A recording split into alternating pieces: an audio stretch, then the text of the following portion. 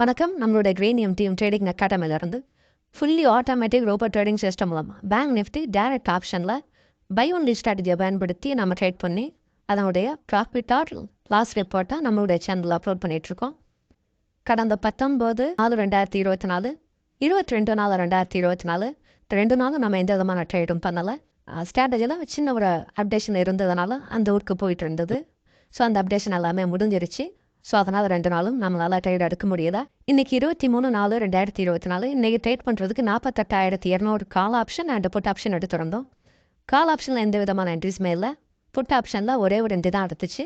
நமக்கு 265 நமக்கு என்ட்ரி எடுத்து ஸ்ட்ராட்டஜி வைஸ் 100 பாயிண்ட் டார்கெட் போயிடுச்சு. ஸோ ஒரு லாட்டுக்கு 1500 ப்ராஃபிட் புக்கிங் நடந்திருக்கணும். பட் லைவில் என்ன நடந்திருக்கு அப்படின்னா டேட்டா இஷ்யூ கொஞ்சம் இருந்ததுனால நமக்கு ஆர்டர் எல்லாமே பாஸ் ஆகிருக்கு. பாட்டில் இருந்து உங்களுக்கு எக்ஸிக்யூஷன்லாம் ஆகிருக்கு. ஆர்டர் 9:23.04 ஆர்டர் பாஸ் ஆகிருக்குது. 266 வந்து பார்த்தீங்கன்னா நமக்கு என்ட்ரி விழுந்திருக்குது.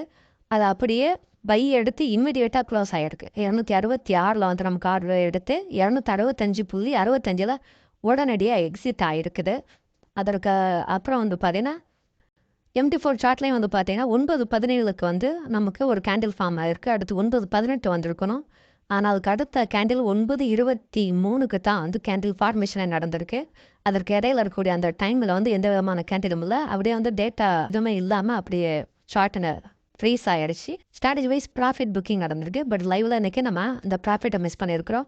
ஸோ நாளைக்கு டேட்டா சரியாக இருக்கும். நம்புவோம். ஏபி இஷ்யூ எல்லாமே சரியாயிடுச்சு. ஸோ நாளையில் ஒரு ப்ராஃபிட்டோடு உங்களை சந்திக்கிறேன். நன்றி, வணக்கம்.